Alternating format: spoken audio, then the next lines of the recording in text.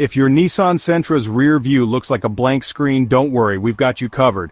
First things first, let's check the basics. Make sure your car is in park and the engine is off. Safety first, right? Now step 1, check the connections.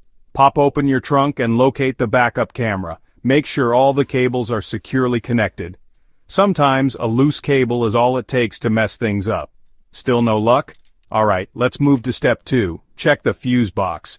In your Sentra, the fuse box is usually under the dashboard on the driver's side. Look for the backup camera fuse and make sure it isn't blown. If it is, replace it with a new one of the same rating. If your camera's still not cooperating, it might be a software issue. Step 3, reset the system. Turn your car off, wait a minute, then turn it back on. This can sometimes reset the camera system and fix the issue. Lastly, if none of these steps work, it could be a more serious problem. In that case, it's best to take your car to a professional mechanic. And there you have it. Simple steps to get your Nissan Sentra's backup camera working again. Drive safe.